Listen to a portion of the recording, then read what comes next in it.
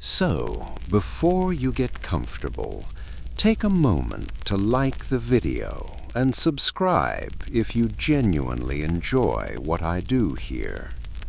And let me know in the comments where you're tuning in from and what time it is for you. It's always fascinating to see who's joining us from around the world. Close your eyes. The year is 3100 BC. The desert is completely silent tonight. A warm wind moves slowly across the sand. It carries the smell of river water and dry earth.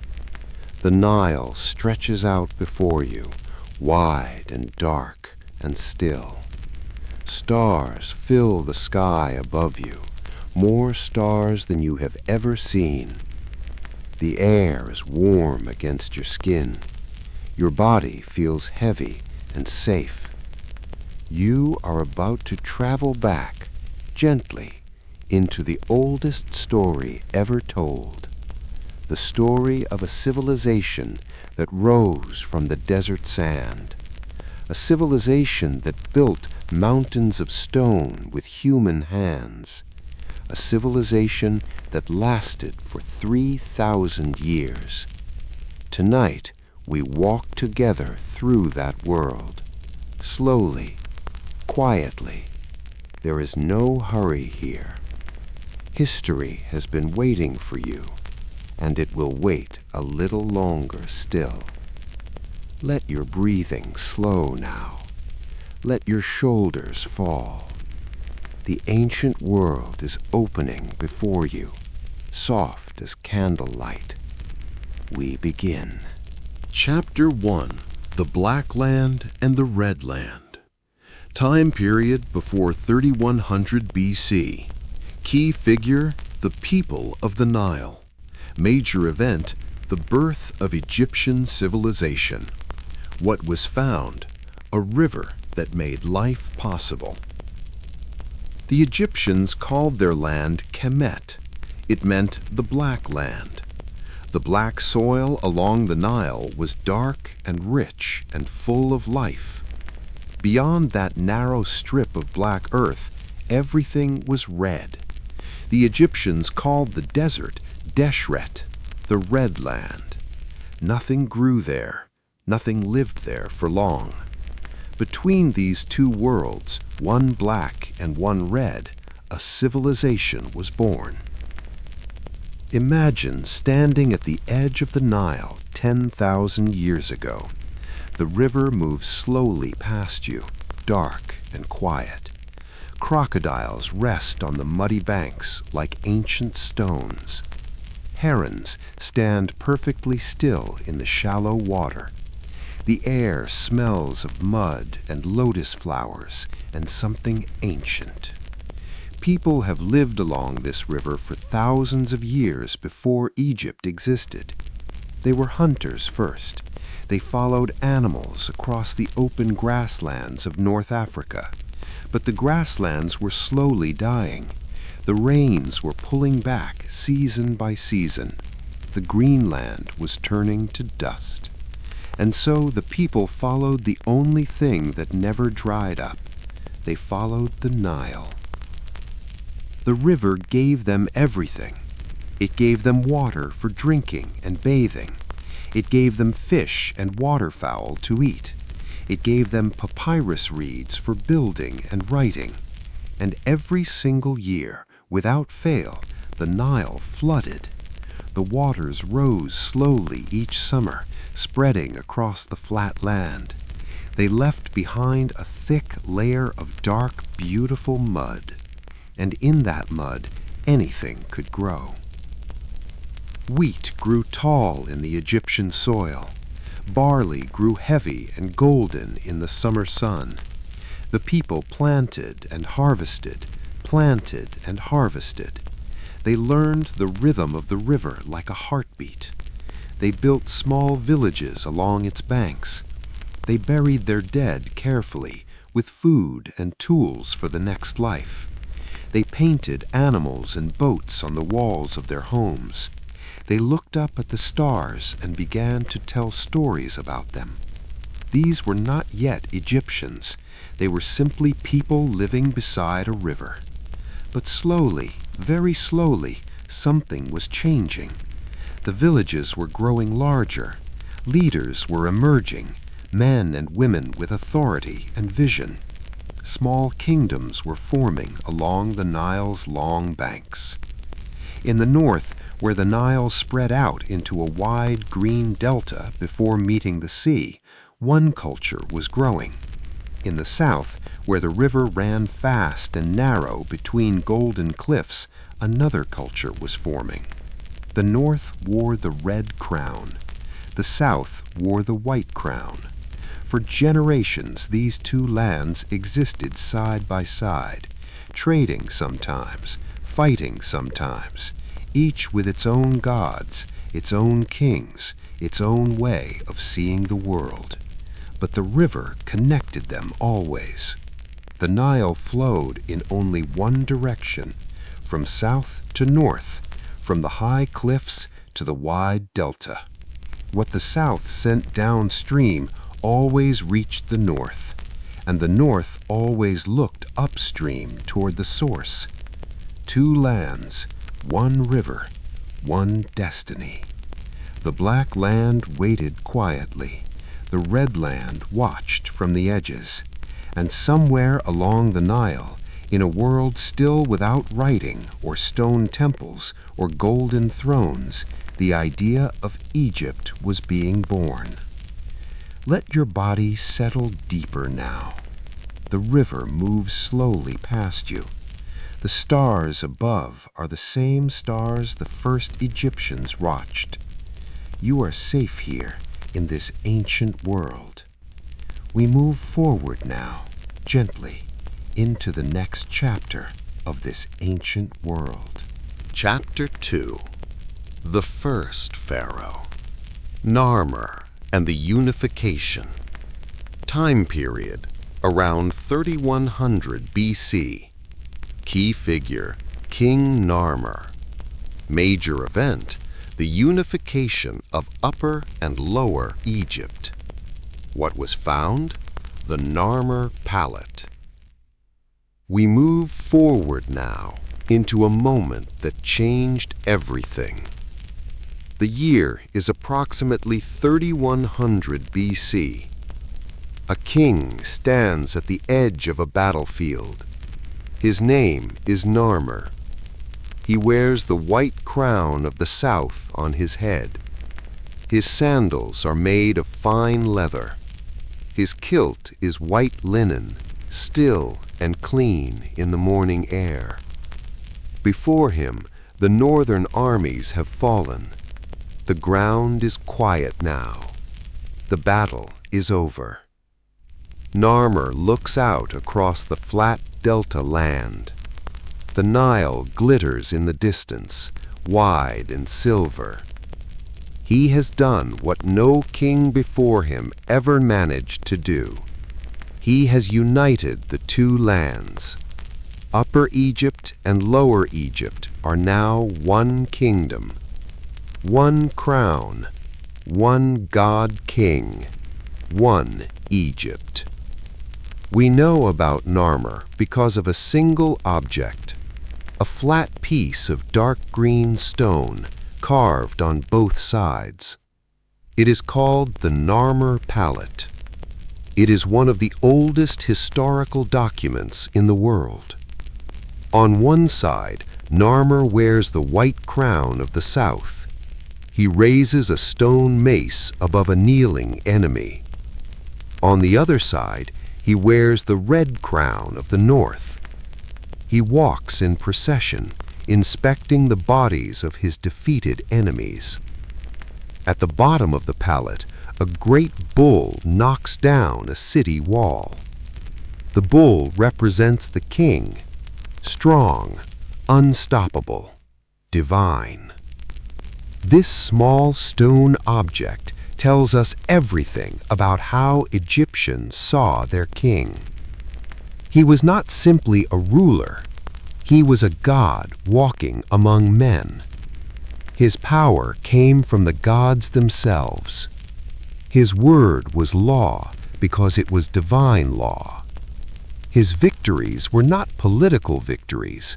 They were cosmic victories, the triumph of order over chaos.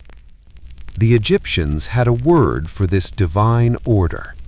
They called it Ma'at. Ma'at meant truth, justice, and cosmic balance. It was represented as a goddess with a feather on her head. When a pharaoh died and faced the gods in the afterlife, his heart was weighed against Ma'at's feather. If his heart was heavy with wrongdoing, it was devoured by a great beast. If his heart was light and true, he passed into eternal life. Every pharaoh who ever ruled Egypt understood this weight.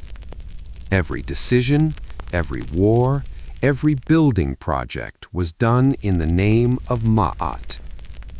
After Narmer, his son Aha likely continued the work of building this new unified kingdom. The capital was established at a city called Memphis. Memphis sat at the point where the Nile Valley met the wide delta. It was the perfect place for a capital. From Memphis, a king could watch over both the south and the north. The city grew quickly. Temples were built. Palaces rose from the desert sand. A new class of people emerged, priests and scribes and administrators. These were the people who kept Egypt running. They counted the grain. They measured the floodwaters. They recorded the names of the pharaohs on stone and papyrus. Writing had arrived in Egypt.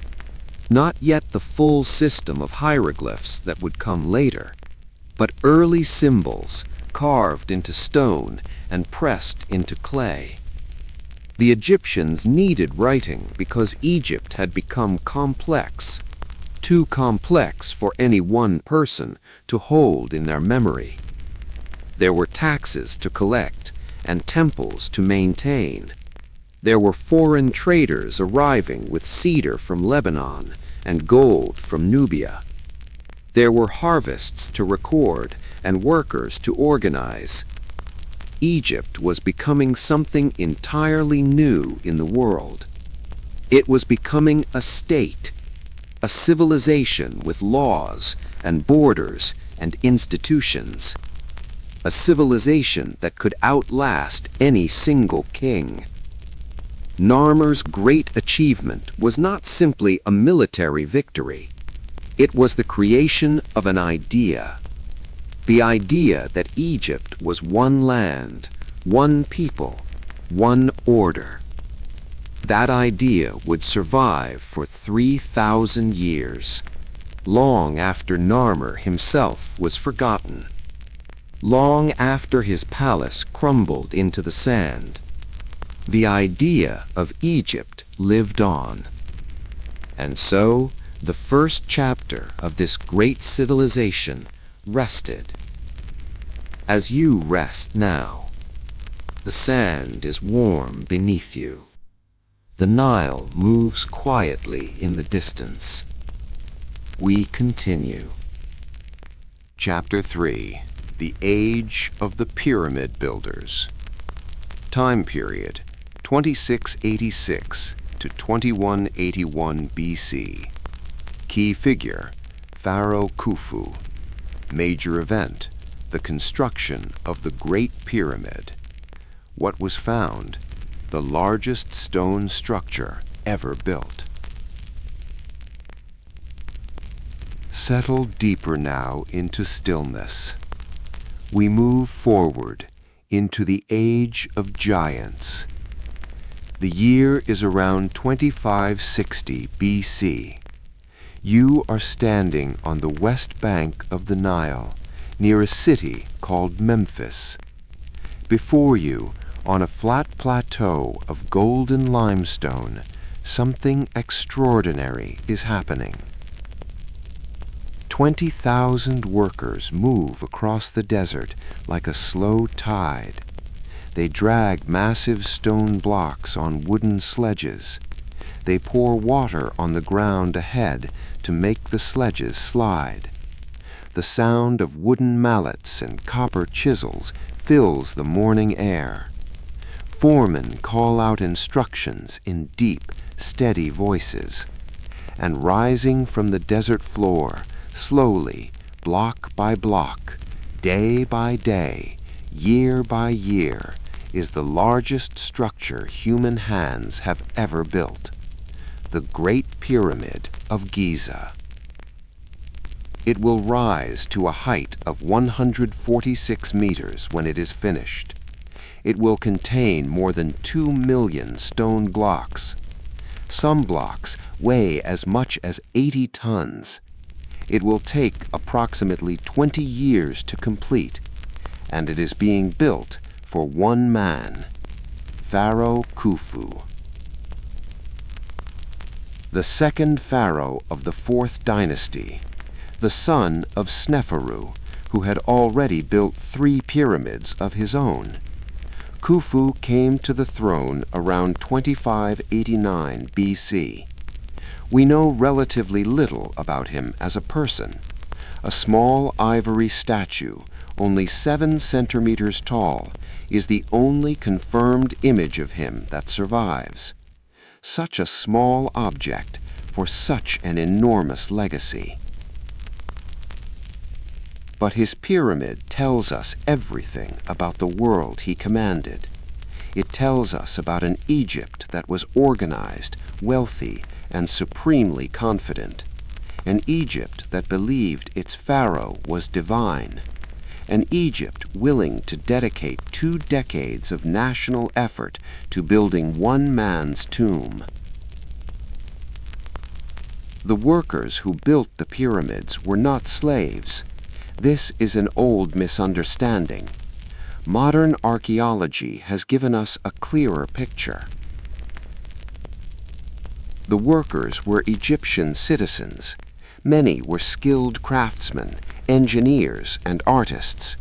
They lived in a purpose-built city near the pyramid site. Archaeologists have found their bakeries and breweries. They have found their medical records showing workers received treatment for injuries. They have found graffiti left by work gangs boasting names like Friends of Khufu and Drunkards of Menkaure. These were men proud of their work, men who understood that they were building something eternal. The pyramid was not simply a tomb. It was a machine for transformation. The pharaoh's body would rest inside, preserved perfectly for eternity. His spirit, the Egyptians called it the Ka, would rise from the body and travel to the stars. The pyramid's smooth white limestone sides would catch the sunlight and glow like a small sun itself, visible from miles away across the flat desert, a beacon between the world of the living and the world of the dead. Inside the Great Pyramid, the engineering is breathtaking even today. Deep corridors lead to the burial chamber, cut precisely into the pyramid's heart. Above the burial chamber, 5 layers of massive granite blocks form a system of relieving chambers. They distribute the enormous weight of the pyramid above, protecting the burial room below. No modern engineer has found a structural flaw in this system. After 4,500 years, the pyramid still stands nearly perfect. Khufu died around 2566 BC. His body was placed in the granite sarcophagus deep inside the pyramid. The corridors were sealed with massive stone plugs. The outer casing stones were polished to a mirror shine, and the pyramid stood complete against the desert sky, white and brilliant and eternal. Chapter 4. Gods and Temples. The world the Egyptians believed in. Time period. Throughout Egyptian history. Major figure. The god Osiris. Major event. The creation of Egyptian religion. What was discovered? A complete vision of life, death, and eternity. Before we continue through the centuries, we pause here for a moment. We sit quietly in the shade of a temple wall. The stone is cool against your back. The air smells of incense and river water. Somewhere inside the temple, priests are chanting in low, steady voices. The sound moves through the stone walls like the memory of a dream. To understand Egypt, you must understand what the Egyptians believed, because their beliefs shaped everything. Every pyramid, every temple, every painting on every tomb wall, every law and every war and every harvest celebration. All of it grew from a single root, the Egyptian vision of the universe. In the beginning, the Egyptians said, there was only water, vast, dark, infinite water in every direction. They called it Nun, the primordial ocean. From this water, the first land rose from the deep, a small mound of earth pushing up from the deep. And on that mound, the first god came into being. His name was Atum, or sometimes Ra, the sun god, the creator. He stood alone on that first island of land, surrounded by infinite darkness and water. And from himself he created the first pair of gods, Shu, the god of air, and Tefnut, the goddess of moisture. From Shu and Tefnut came Geb, the earth, and Nut, the sky. Nut arched her body over the earth, her fingertips touching one horizon and her toes touching the other. Her body was the sky. Stars moved across her belly each night, and from Geb and Nut came 4 children who would shape the world forever: Osiris, Isis, Seth, and Nephthys. This story of these 4 is the oldest story Egypt ever told. Osiris was good and wise and beautiful. He ruled Egypt in a golden age of peace and plenty. His wife Isis was the greatest of all goddesses, mistress of magic and protection. But his brother Seth was jealous. Seth was the god of storms and chaos and the red desert. And Seth wanted what Osiris had. One night, Seth tricked Osiris. He sealed him inside a beautiful chest and threw it into the Nile. The chest floated away. Osiris was dead. But Isis would not accept this. She searched the entire world for her husband's body. She found it at last, trapped inside the trunk of a great tree in the land of Byblos. She brought the body home to Egypt, but Seth found it again. In his rage, he cut the body of Osiris into 14 pieces and scattered them across Egypt. Isis searched again. Piece by piece, she gathered her husband back together. With the help of Anubis, the god of embalming, she wrapped the body carefully. She fanned her wings over the still form of Osiris, and through her magic, she breathed life back into him long enough to conceive a child. That child was Horus, the falcon god. Osiris then descended to rule the kingdom of the dead, not in darkness and despair, as other cultures imagined death, but in a golden land called the Field of Reeds, a paradise that mirrored Egypt perfectly, with a Nile of its own, with wheat fields and date palms and cool evening breezes. The afterlife to the Egyptians was not an unknown country, it was home, just a deeper, more perfect version of home. This story explained everything. It explained why the sun set each evening and rose again each morning. Ra traveled through the underworld each night, battling the chaos serpent Apophis. And each dawn he was reborn, just as Osiris was reborn, just as every pharaoh was reborn after death. The pharaoh in life was Horus, the living falcon god. In death, he became Osiris. This is why the temples mattered so deeply. Each temple was the home of a god. The statue inside was not merely a symbol. The god actually lived within the stone image. Priests woke the god each morning with rituals. They washed the statue, dressed it in fine linen, offered it food and incense. They sang hymns in voices that echoed off the stone walls. This daily care of the gods was not optional. If the gods were neglected, Ma'at would crumble. The Nile might fail to flood. The crops might wither. The stars might fall from the sky. Everything depended on maintaining the divine order. And so the temples stood, decade after decade, century after century. New halls were added by each new pharaoh. New statues carved from granite and quartzite. New paintings covering every wall.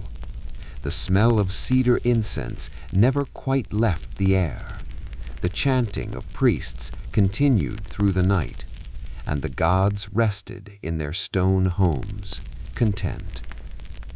As you rest now, content and warm, the temple walls hold you gently.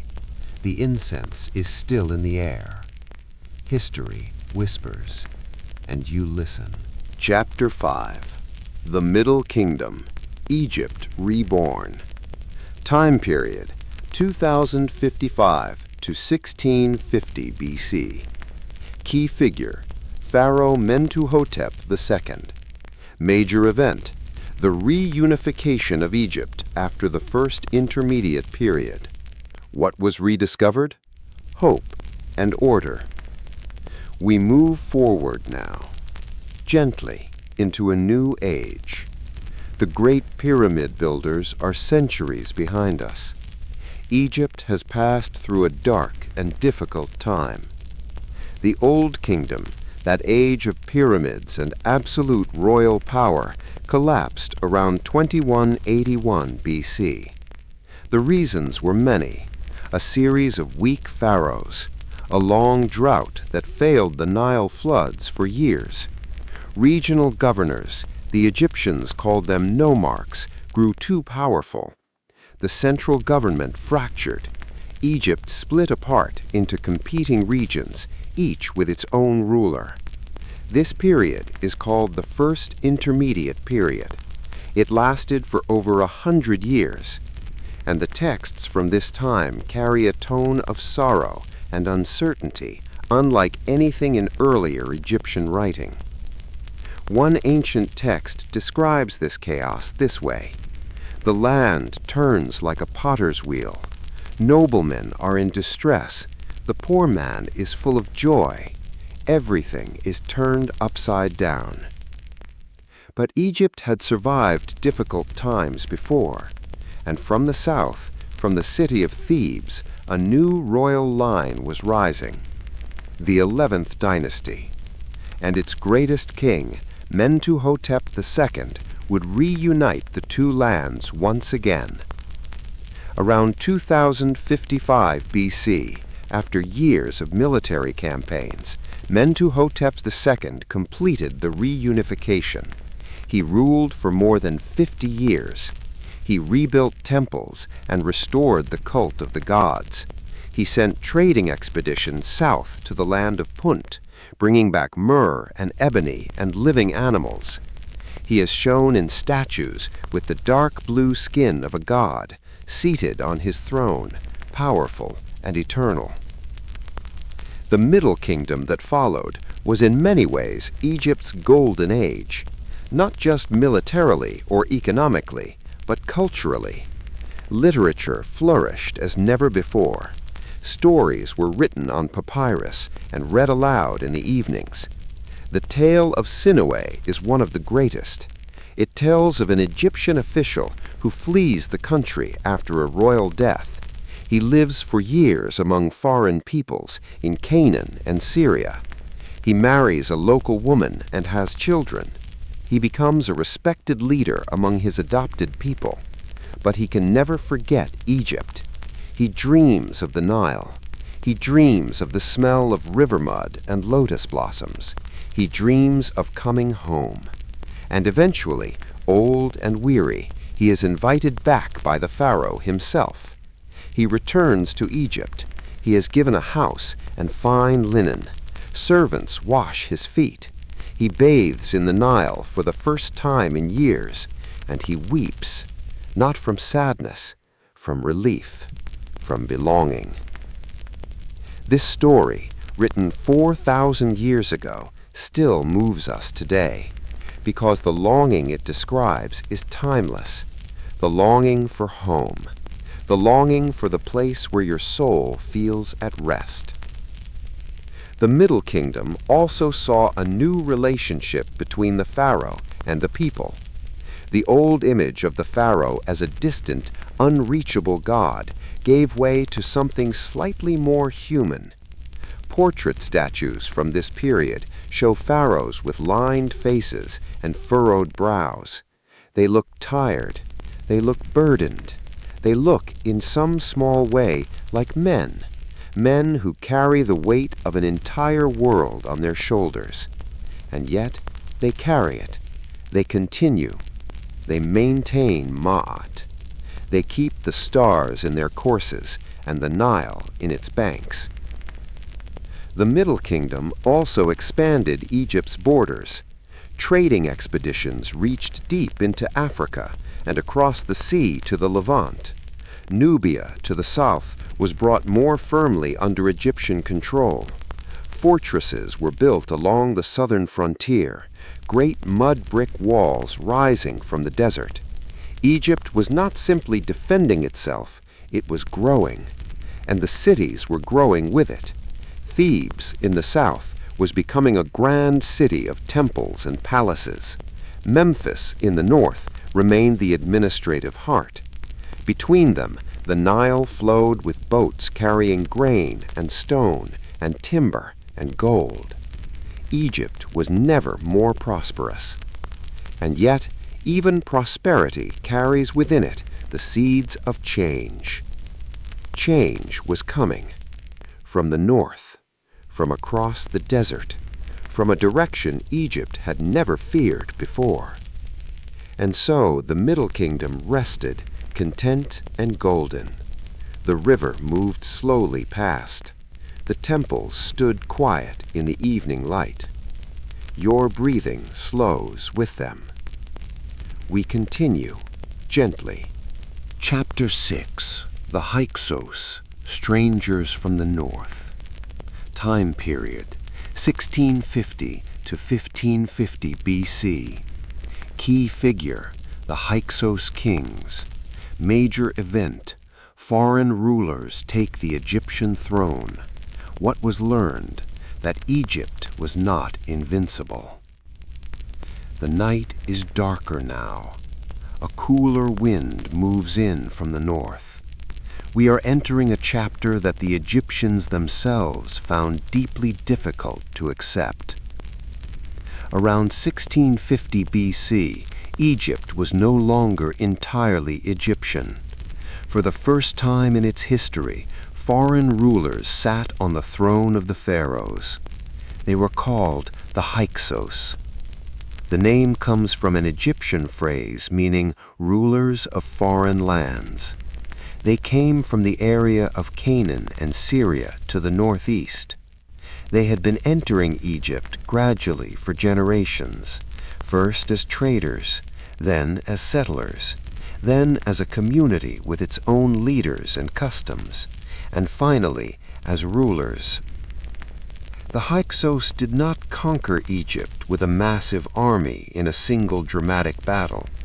They moved in slowly, quietly, like sand carried on the wind.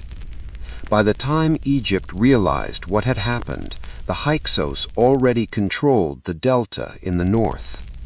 Their capital was a city called Avaris. From Avaris they ruled as pharaohs, adopting Egyptian titles and customs. They worshipped Egyptian gods alongside their own. They used hieroglyphs to write their decrees. In many ways they tried to become Egyptian, but Egypt never quite accepted them. The Egyptian rulers who remained in the south, still based at Thebes, watched and waited, and grew stronger. The Hyksos brought new things to Egypt, things that would change the country forever. They brought the horse-drawn chariot. Egypt had never seen horses before. The sight of these powerful animals pulling light wooden vehicles across the desert at speed was astonishing. The Hyksos also brought the composite bow, a weapon made of multiple materials that could shoot arrows farther and with more force than the simple Egyptian bow. They brought bronze weapons and new pottery techniques. And in an irony that history loves, these foreign rulers, who Egypt so resented, ended up making Egypt militarily stronger. Because Egypt learned. The Theban rulers watched the Hyksos chariots and copied them. They learned to breed horses and train chariot drivers. They adopted the new weapons and improved on them. And then, around 1555 BC, a Theban pharaoh named Seqenen-Re-Tau went to war. His mummified body was found in the 19th century. The wounds on his skull tell a violent story. Multiple axe blows to the head. He died in battle or was executed after capture. But the war he started did not stop with him. His sons continued the fight, and his grandson, Ahmose I, finally drove the Hyksos out of Egypt around 1550 BC. The Hyksos retreated to Canaan. Egypt was Egyptian again. Ahmose I is considered the founder of the New Kingdom, the greatest era in Egyptian history. He chased the Hyksos far into Canaan to prevent them from returning. He reunified the country with an iron hand. He reorganized the army around the chariot units Egypt had learned from its former occupiers.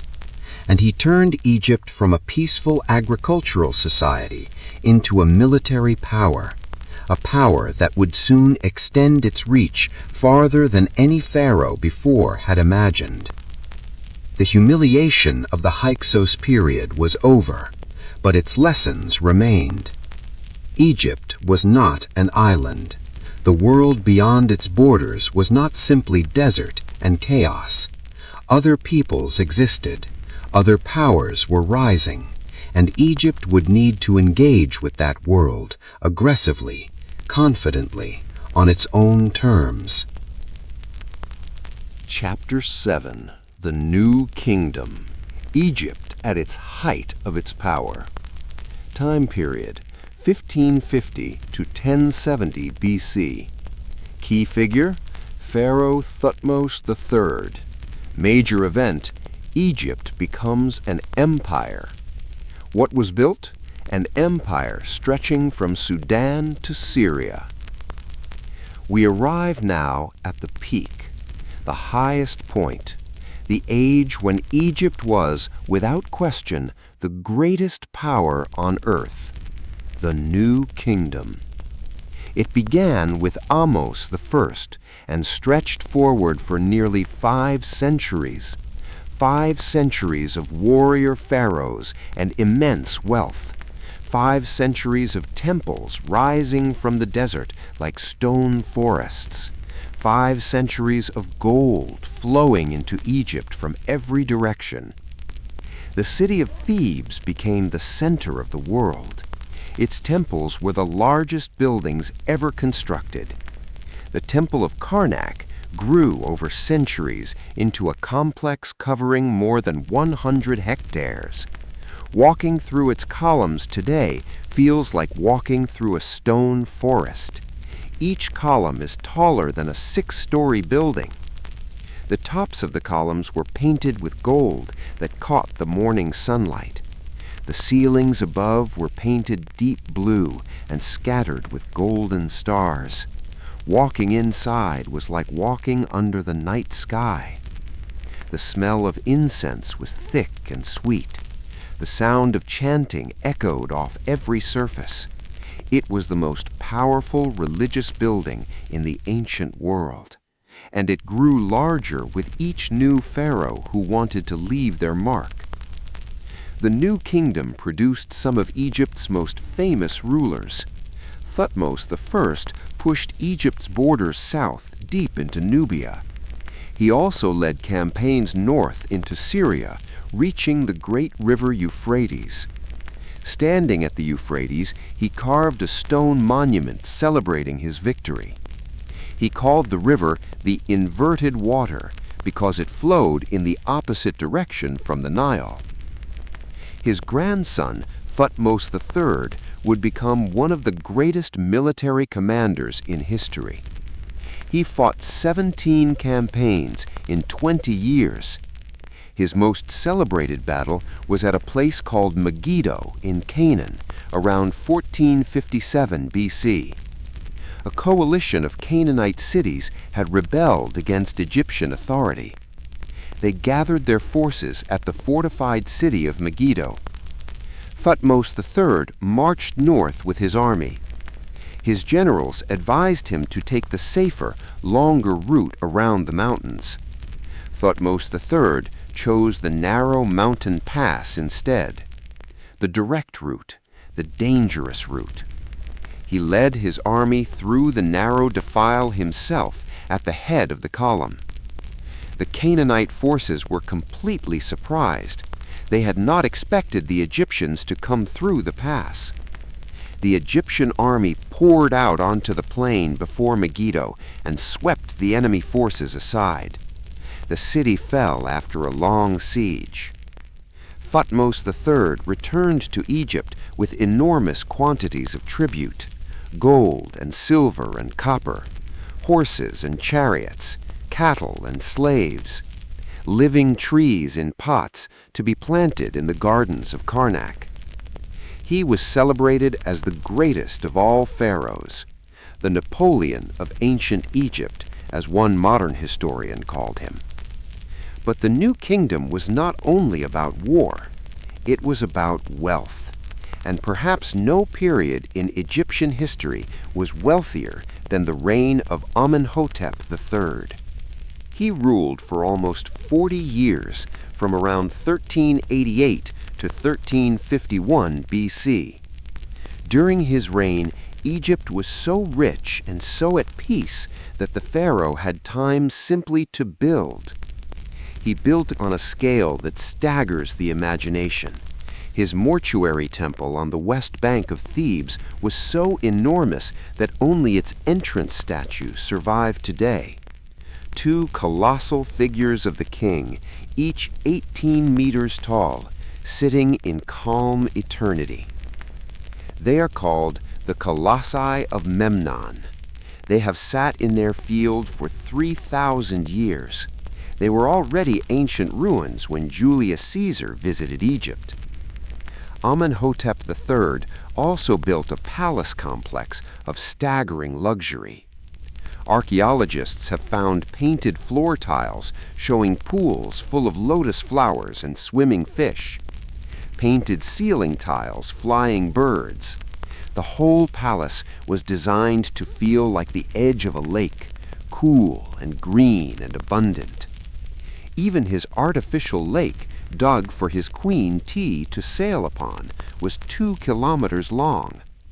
This was a pharaoh who wanted to live inside beauty, who believed that Egypt's greatness should be reflected in every surface, every stone and every painted wall.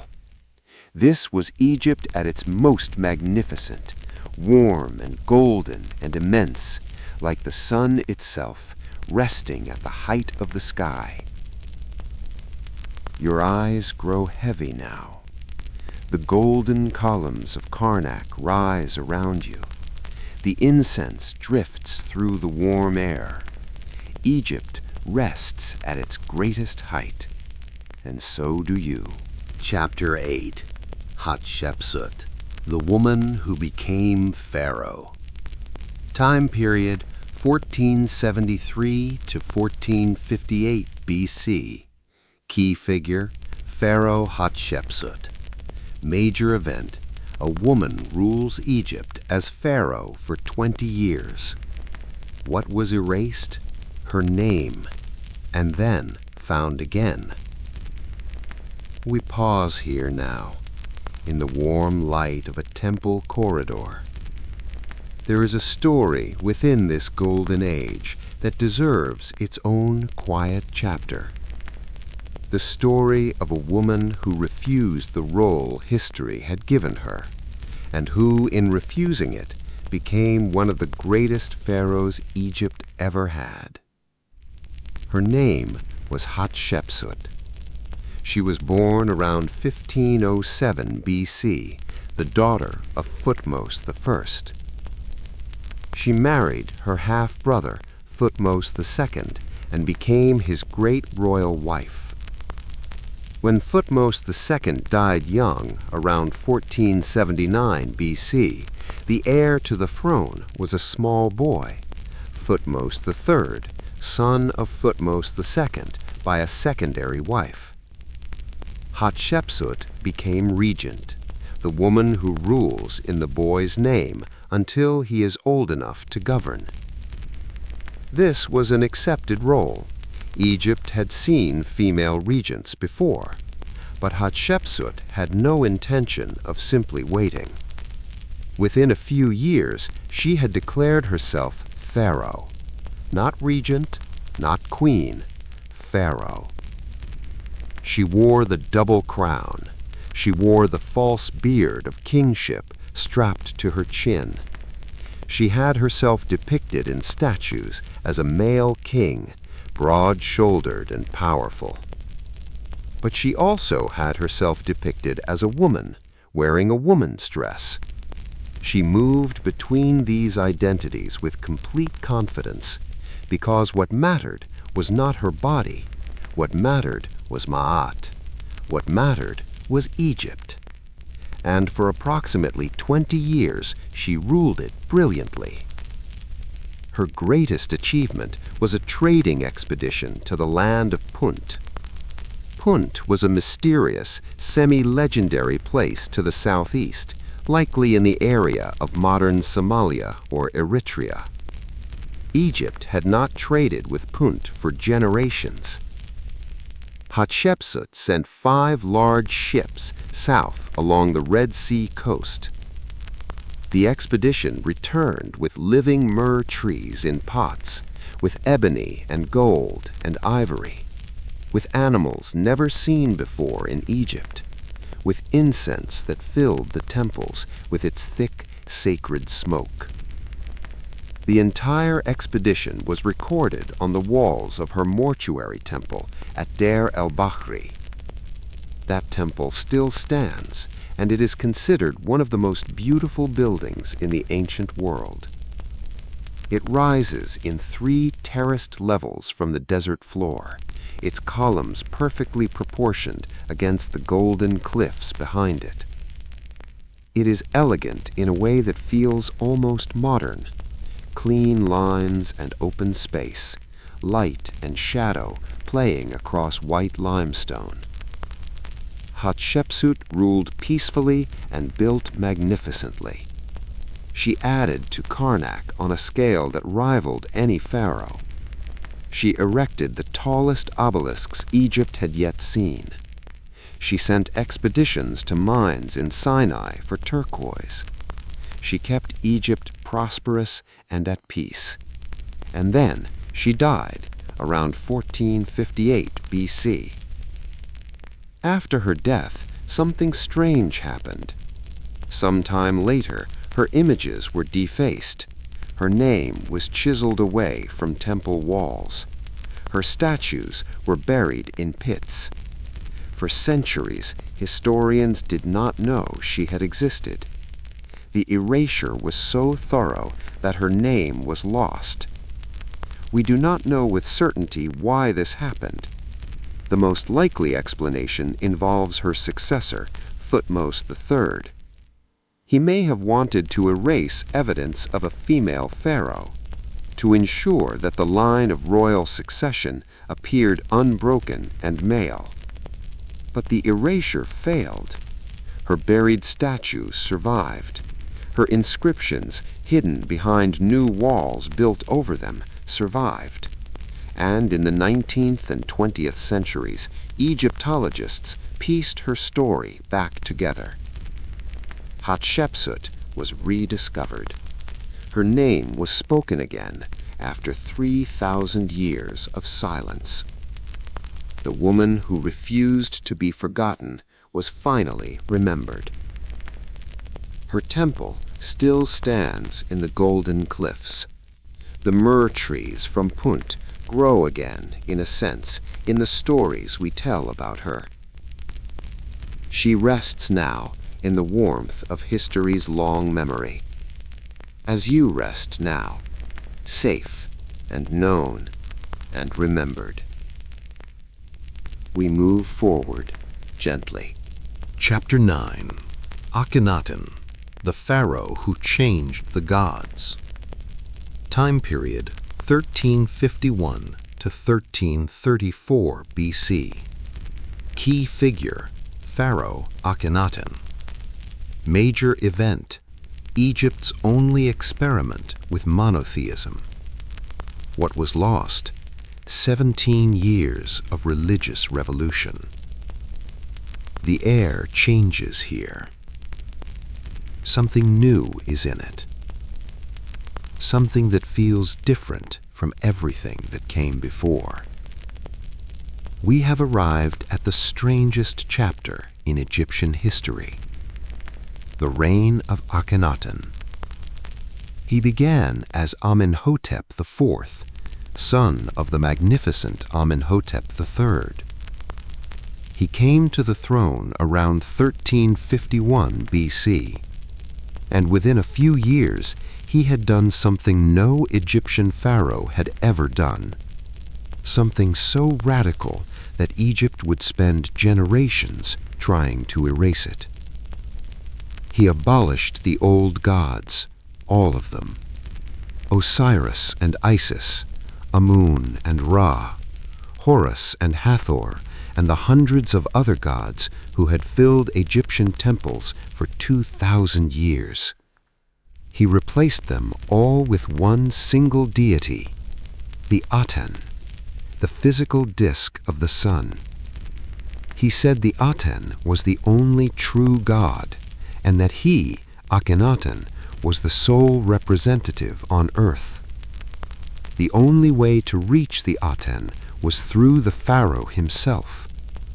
He changed his own name from Amenhotep to Akhenaten, meaning effective spirit of the Aten. He closed the temples of the old gods. He sent workers to chisel the name of Amun from every monument in Egypt. He built an entirely new capital city in the desert, a city he called Akhenaten, the horizon of the Aten. Today, we call it Amarna. It arose from the barren cliffs on the east bank of the Nile, between Thebes and Memphis. An entirely new city built in just a few years. Palaces and temples and administrative buildings spreading across the desert floor. Akhenaten and his beautiful queen Nefertiti moved there with their court. And Egyptian art changed overnight. The stiff, formal portraits of earlier pharaohs gave way to something astonishing.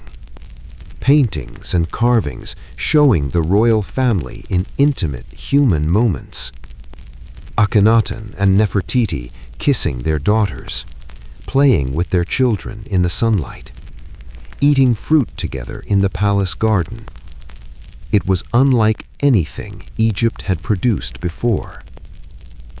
The Aten was shown as a sun disk with rays ending in human hands. Those hands reached down towards the royal family, offering them life. But outside the royal court, Egypt was deeply disturbed. The priests of Amun had been among the most powerful men in Egypt. They controlled vast temple estates and enormous wealth. Akhenaten had stripped them of everything. The common people had lost access to the gods they had prayed to all their lives. The elaborate festivals and rituals that had structured Egyptian life were gone. And Egypt's foreign empire was being neglected. Letters found at Amarna showed desperate pleas from Egyptian allies in Canaan and Syria. They were being attacked by enemies. They needed Egyptian soldiers. Akhenaten seemed barely to respond. He was absorbed in his new religion, his new city, his new art. The empire his grandfather had built was beginning to fray at the edges. Akhenaten died around 1334 BC. We do not know how he died. After him came a brief, shadowy period of confusion, and then a small boy of perhaps 9 years old took the throne. His name at first was Tutankhamun, beloved of the Aten. But very quickly the name was changed to Tutankhamun, beloved of Amun. The old gods were coming back. The city of Amarna was abandoned. Within a generation it would be a ruin. The name of Akhenaten was chiseled from every wall. His city was torn down for building materials. He was referred to only as the criminal of Amarna. Egypt tried very hard to forget him. But history has a long memory, and Akhenaten, like Hatshepsut before him, refused to stay forgotten.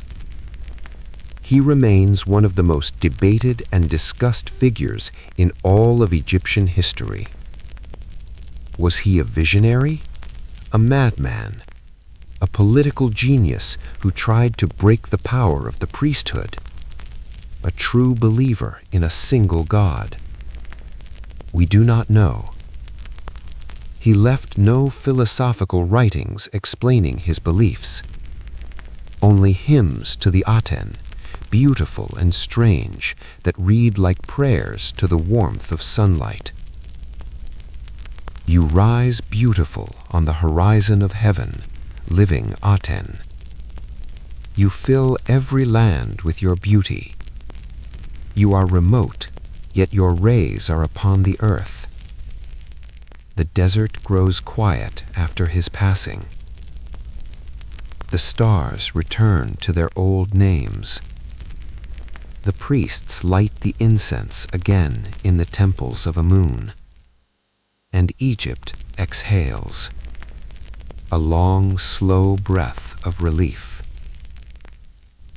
As you exhale now, letting go, letting the ancient air move through you and away. We continue. Chapter 10. Tutankhamun, the Boy King. Time period 1332 to 1323 BC.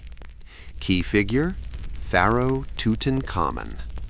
Major event, the restoration of traditional religion. What was found? The most intact royal tomb in history. We rest here for a moment in the golden warmth, because this chapter, though short, carries a particular kind of gentle light.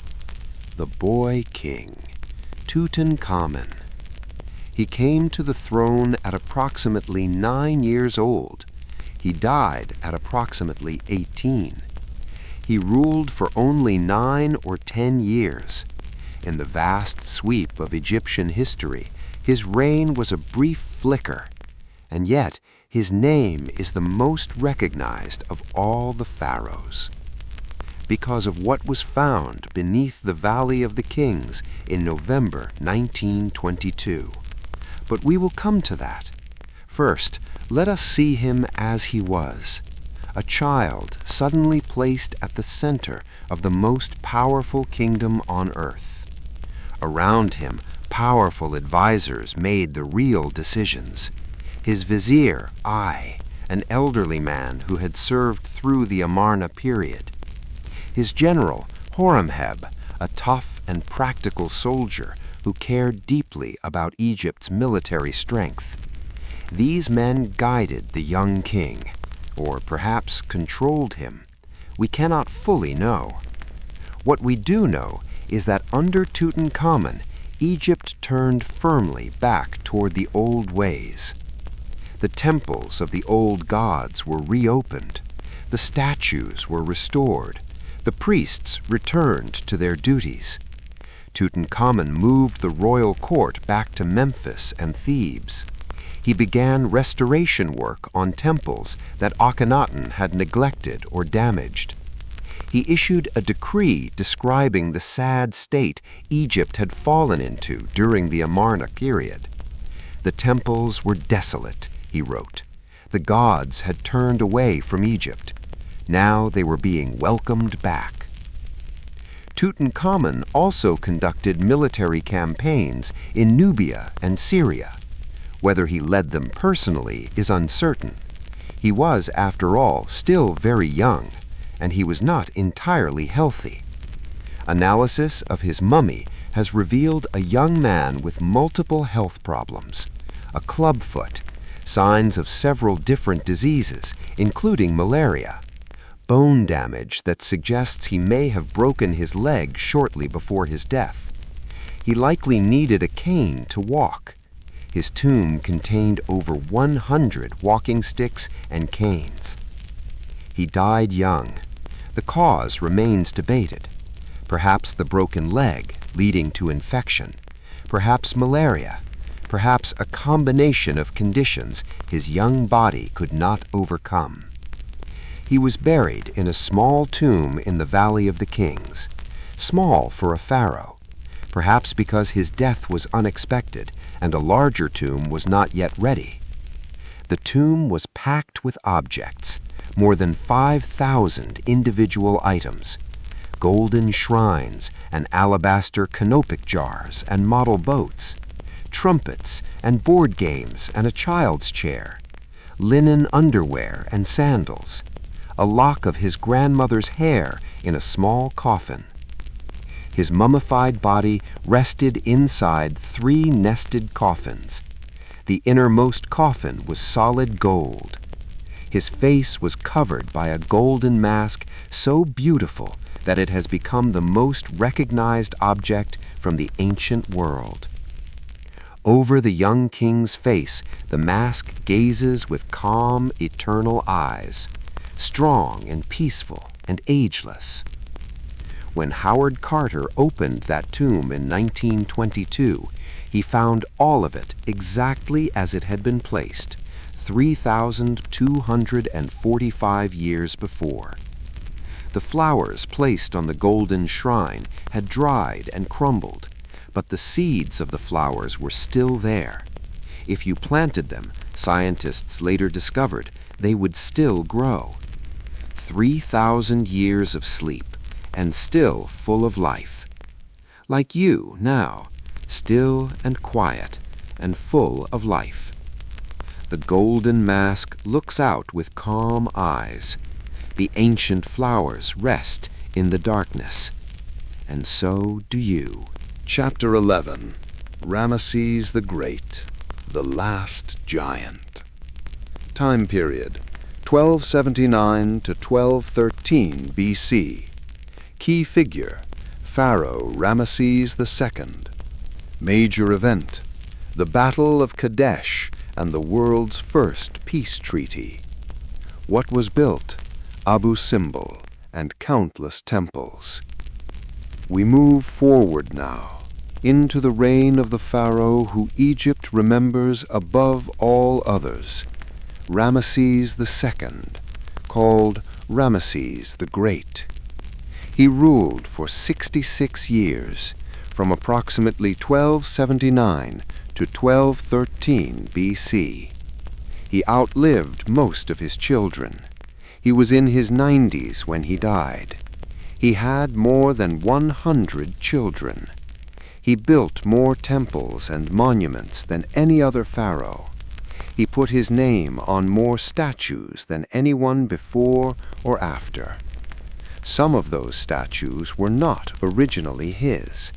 He had the names of earlier pharaohs removed and his own name carved in their place. He was, in the gentlest possible description, a man who loved his own greatness, but he also earned much of it.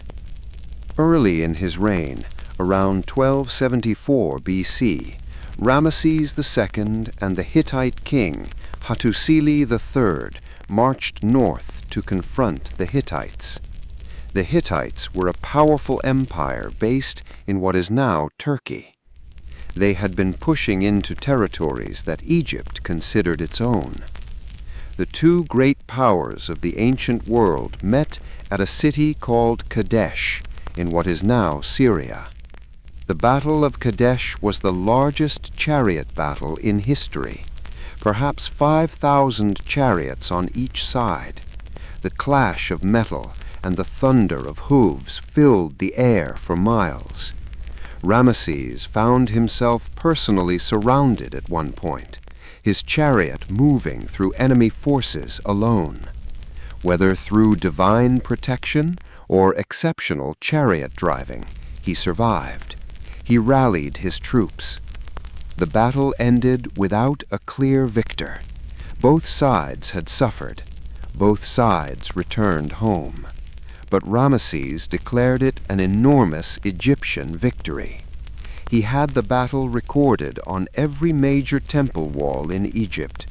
He described himself charging alone into the enemy, unstoppable as a god. The Hittite records, which also survive, tell a rather more complicated story. The truth was somewhere in between, a hard-fought battle with no decisive outcome. What followed the Battle of Kadesh, however, was genuinely historic. 16 years after the battle, around 1259 BC, Ramesses II and the Hittite king Hattusili III signed a peace treaty. It is the oldest surviving peace treaty in world history. A copy in cuneiform was found in the Hittite capital. A copy in hieroglyphs was carved on the walls of Karnak. The two great powers agreed to end their conflict, to help each other if either was attacked, to return each other's refugees. It was a document of staggering sophistication, written 3,200 years ago. But Ramesses is remembered not just for his battles. He is remembered for Abu Simbel. Deep in Nubia, far south of Aswan, in a remote cliff above the Nile, Ramesses ordered 2 temples to be carved directly into the living rock. The Great Temple has 4 enormous statues of Ramesses himself seated at its entrance. Each statue is 20 meters tall. The interior goes deep into the cliff, and it was designed so that twice a year, on specific dates, the rising sun would shine directly down the long corridor, all the way to the innermost sanctuary, illuminating the statues of the gods inside for exactly 20 minutes. Then the shadow would return. This precision, achieved without computers or modern instruments, still works today. when the temples were moved in the 1960s to save them from the rising waters of Lake Nasser, engineers carefully preserved this solar alignment. Ramesses the Great died around 1213 BC. His mummy, when examined by modern scientists, showed a man who had suffered from severe arthritis in his later years. His spine was fused in a bent position. He likely walked hunched forward in his old age. But his hair, still visible on the mummy, was red, dyed red with henna, in his old age. Vanity, even at 90, even in death. He rests now in the Egyptian Museum in Cairo, still recognizable, still somehow present after 3,000 years. The desert wind moves slowly around Abu Simbel. The great statues gaze out over the water, eternal and patient, as you rest now, patient and still. Chapter 12. The Valley of the Kings, where pharaohs slept. Time period 1550 to 1070 BC. Key figure: the royal tomb builders. Major event: 63 royal tombs cut into the desert hills. What was hidden? The wealth of an empire. We walk now into a narrow valley. The cliffs rise on either side, golden and silent. The sun has passed behind the western mountains. The air cools quickly in the shadow. This is the Valley of the Kings, on the west bank of the Nile, directly across from Thebes. The Egyptians believed that the west, where the sun set each evening, was the realm of the dead, and so they buried their kings here, in the desert hills, across the river from the living city. For nearly 500 years, the New Kingdom pharaohs cut their tombs deep into the limestone bedrock of these cliffs.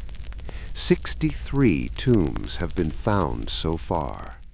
Archaeologists believe there may be more still hidden. Each tomb began with a steeply descending corridor, sometimes cutting straight into the cliff face, sometimes turning and descending in steps. The walls were plastered smooth and painted with scenes from the books of the afterlife, the Book of the Dead, the Book of Gates, the Amduat, which described the journey of the sun god through the 12 hours of night. These painted walls were a manual for the afterlife, a guide to help the pharaoh navigate the dangers of the underworld, to speak the correct words at each gate, to recognize the gods waiting in each chamber. The colors in these tombs, sealed for 3,000 years, are still vivid. Deep blue and rich red and bright yellow and white. The figures move across the walls in the eternal Egyptian profile. Faces in side view, shoulders facing forward, feet in side view. Every body shown in its most characteristic angle, so that even a painted figure would be complete and functional in the afterlife. The workers who built these tombs lived in a village called Deir el-Medina, a small, close community on the desert ridge between the Valley of the Kings and the Valley of the Queens. These were not ordinary workers. They were specialists, trained artists and sculptors and plasterers, fathers who passed their skills to sons, families who had served the royal tombs for generations. They worked in shifts, 10 days on and then time at home. They were paid in grain and oil and fish. Sometimes they went on strike when payments were late. The world's earliest recorded labor strike happened here, around 1170 BC. The workers simply stopped working and gathered outside the royal mortuary temples, demanding their rations. Eventually, the payments arrived and work resumed. These workers left behind an extraordinary record of their own lives. Papyri found at Deir el-Medina include work records and legal documents, but also love poems and medical remedies and jokes. One papyrus contains a list of reasons why workers were absent from the job: making offerings to the god, sick, brewing beer, bitten by a scorpion. 3,000 years ago, and still entirely recognizable. The tombs they built are unlike anything else in the ancient world. Painted corridors descending into darkness, the smell of old stone and ancient air, the silence of centuries pressing down. When Carter found Tutankhamun's tomb, the seal on the door was still intact. The footprints of the workmen who had sealed the tomb were still visible in the floor, as if they had just stepped out, as if time itself had paused in this narrow valley. And in a sense, it had. The valley holds its silence tonight. The painted kings sleep in their stone chambers. The stars appear, one by one, above the dark cliffs. The same stars that the tomb painters placed on those deep blue ceilings. You are resting now, deeply resting, like the desert itself at night, still and ancient and at peace. Chapter 13.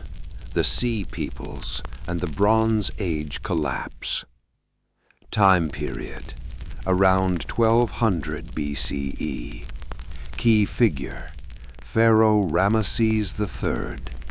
Major event: a massive wave of migrations threatens to destroy Egypt. What was saved? Egypt itself, barely. Something is happening. You may sense it here in the stillness. A distant trembling, a change in the air. Around 1200 BCE, the ancient world fell apart. Not just Egypt. Every major civilization around the eastern Mediterranean collapsed or was severely damaged within the space of a generation. The Hittite Empire, which had fought Egypt to a standstill at Kadesh, simply vanished. The great city of Mycenae in Greece was abandoned. The palace civilizations of Crete went silent. Trading networks that had connected the Mediterranean world for centuries fell apart. Cities across Canaan and Syria were burned and abandoned. It is one of the greatest mysteries in ancient history. What caused the Bronze Age collapse? No single explanation has satisfied all historians. Climate change and prolonged drought, earthquakes that damaged multiple cities, internal rebellions, disruptions in the grain and copper trade that made the Bronze Age economies collapse, and the movement of great groups of people pushed from their homelands by these pressures, crashing like waves through the settled civilizations of the ancient world. The Egyptians called these people the Sea Peoples. We do not know exactly who they were. They came from somewhere in the Aegean or Anatolia. Some may have been refugees from the collapsed Mycenaean civilization. They moved in great mixed groups, fighting their way south and east. They destroyed everything in their path. Hatti fell to them. Ugarit, the great trading city on the Syrian coast, burned and never rebuilt. They entered Canaan, and then they turned toward Egypt. Ramesses III Pharaoh of the 20th dynasty met them on land and sea. The naval battle, recorded on the walls of his temple at Medinet Habu, shows Egyptian archers standing on the shore, raining arrows onto the attackers' boats. Egyptian ships catching the enemy vessels in nets. The chaos of men falling into dark water. Ramesses III claimed a complete victory. He had saved Egypt, and he had, in a very real sense. Egypt survived the Bronze Age collapse better than almost any other civilization. It was damaged, it was weakened, it would never quite recover its new kingdom glory, but it endured. The Nile still flooded, the crops still grew, the temples still stood. Egypt endured. It always endured. But the world had changed permanently. The Bronze Age was over. A new, more fragmented world was coming, and Egypt, for the first time, felt old. Not weak, not finished, simply old. Like a great tree that has survived a storm, the roots still deep and strong, but the highest branches thinned. The storm passes now. The Nile reflects the stars. The temples of Ramesses III stand solid and quiet. Egypt breathes, and so do you. Chapter 14. The Long Twilight. Egypt's Later Centuries. Time period 1070 to 332 BC. Key figures: various pharaohs and foreign rulers. Major event: Egypt divided, conquered, and yet persistent. What endured? The idea of Egypt itself. We enter now the long twilight. Not the end, not yet, but the slow fading of the light that had burned so brightly for so long. After Ramesses III, Egypt never quite found its footing again. The 20th dynasty produced a string of pharaohs all named Ramesses. The 9th, 10th, and 11th Ramesses ruled a country growing weaker by the decade. The priests of Amun at Thebes had grown so powerful that by the end of the New Kingdom they effectively ruled Upper Egypt themselves. The pharaoh ruled in the north. The high priest ruled in the south. Egypt was dividing again. This period, called the Third Intermediate Period, lasted from around 1070 to 664 BC. Foreign dynasties ruled parts of Egypt. Libyan chiefs from the western desert established themselves as pharaohs. Nubian kings from the south, the 25th dynasty, conquered Egypt and ruled it as pharaohs for nearly 100 years. These Nubian pharaohs were enthusiastic supporters of Egyptian tradition. They restored old temples.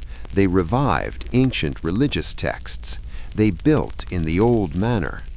It was as if Egypt knew it was aging and chose to dress itself in its finest old clothes.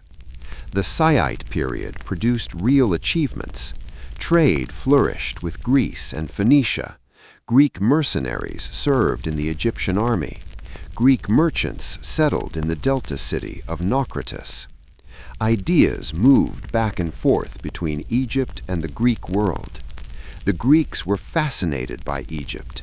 They came as tourists and scholars. They visited the pyramids and the temples.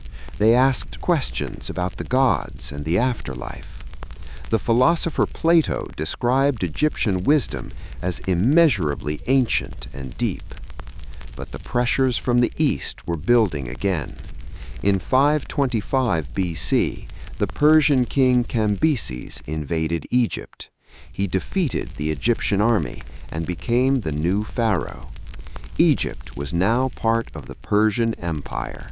It would regain its independence briefly, but the Persians would return. and after the Persians came someone entirely new. Someone from the cold lands of Macedonia, far to the northwest. Someone whose name Egypt did not yet know, but whose arrival would change everything. The twilight deepens. The stars are very bright. The Nile moves quietly in the darkness below. Egypt has been so many things over these long centuries, young and powerful and golden, wounded and recovering, old and remembering, but always Egypt, always the black land and the red land, always the river and the sky. Your breathing is very slow and gentle now. The ancient world rests around you. We move forward into the final glow. Chapter 15. Alexander and the Greeks. A New Egypt. Time period 332 to 30 BC. Key figures: Alexander the Great and Cleopatra the Seventh. Major event: Greek rulers take the Egyptian throne. What was created? A fusion of two great civilizations. The year is 332 BC. A young man rides into Egypt on a white horse. He is 24 years old. He has already conquered most of the known world. His name is Alexander. The Macedonian Greek king who had swept out of northern Greece and conquered Persia and everything between. He comes to Egypt not as a conqueror, but almost as a liberator. The Egyptians had hated their Persian rulers. The Persians had shown disrespect to the Egyptian gods. They had taxed heavily and governed harshly. When Alexander arrived, the Egyptians did not resist. They opened the gates of Memphis. They welcomed the young king. And Alexander did something very deliberate. He went to the temples. He made offerings to the Egyptian gods. He was crowned pharaoh in the ancient Egyptian manner. He visited the great oracle of Amun at the Siwa oasis, deep in the western desert, a long, difficult journey across the sand. What the oracle told him there he kept to himself, but he emerged from the oracle's presence with a new identity. He was, the oracle had confirmed, the son of Amun, a god. In Egypt, this was not merely a spiritual claim, it was a political fact. The pharaoh was the son of the gods. Alexander understood this. He used it. He also founded a new city on the Mediterranean coast. He named it after himself, Alexandria. It would grow to become one of the greatest cities the ancient world ever produced. Its famous library would hold hundreds of thousands of scrolls, the collected knowledge of the ancient world. Its lighthouse, the Pharaohs, would be counted among the 7 wonders of the world, visible for miles out to sea, a beacon for sailors, a symbol of human ambition and intelligence. But Alexander did not stay in Egypt. He continued east to Persia and Babylon and as far as India. He left governors behind. When he died in Babylon in 323 BC, at only 32 years old, his empire fragmented. Egypt fell to one of his generals, a Macedonian named Ptolemy. Ptolemy I founded the Ptolemaic dynasty. He and his descendants would rule Egypt for nearly 300 years. The Ptolemies were Greek in language and culture, but they understood what the Egyptians needed. They presented themselves as pharaohs. They built temples in the Egyptian style. They worshipped the Egyptian gods alongside their own. The temples of Edfu and Dendera, 2 of the best preserved ancient temples in Egypt today, were built by the Ptolemies. Walking through them feels like walking through ancient Egypt, because that was precisely the intention. The Ptolemies created a remarkable fusion: Greek philosophy and Egyptian religion, Greek science and Egyptian mathematics, the two greatest intellectual traditions of the ancient world meeting in one place. Alexandria became the center of this fusion. Its museum, really a research institution, attracted the greatest minds of the age. Euclid worked out the foundations of geometry there. Eratosthenes calculated the circumference of the Earth with remarkable accuracy using shadows and geometry. The physician Hierolophus performed systematic anatomical studies. For a brief, brilliant moment, the light of human knowledge burned very brightly in that city by the sea. And the last of the Ptolemies was a woman, the last true pharaoh of Egypt, Cleopatra VII. She was brilliant. She spoke 9 languages, the only Ptolemaic ruler who bothered to learn Egyptian.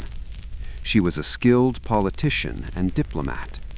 She allied herself with the 2 most powerful men in Rome, first Julius Caesar, then Mark Antony. She fought to keep Egypt independent in a world increasingly dominated by Rome. She failed. In 30 BC, after the defeat of Mark Antony's forces, Cleopatra died. She was 39 years old.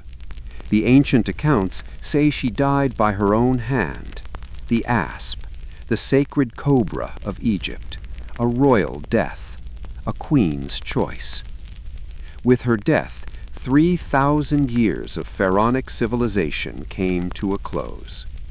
Egypt became a Roman province, a very important province, the breadbasket of the empire, but a province nonetheless, no longer a world unto itself. The lighthouse of Alexandria still burned in the harbor, but the light it cast now illuminated a Roman world. Cleopatra rests now somewhere beneath the Egyptian sand. Her tomb has never been found. She keeps her secrets still. The Mediterranean wind moves softly across the water. The stars above Alexandria are very bright and so very old. Your eyes are heavy now, very heavy. Let them close. Chapter 16. What the Sand Preserved. Egypt's Eternal Legacy. Time period, 30 BC to the present. Key figure, the civilization itself. Major event, Egypt's rediscovery by the modern world. What survived? Everything that mattered. We arrive now at the final chapter. The longest journey in human history is drawing gently to its close.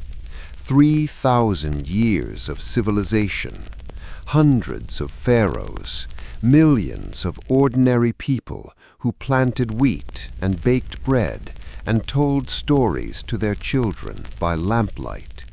All of it buried, eventually, under the sand, under the mud of the Nile, under centuries of Roman rule and Christian churches and Islamic mosques. Egypt was never destroyed.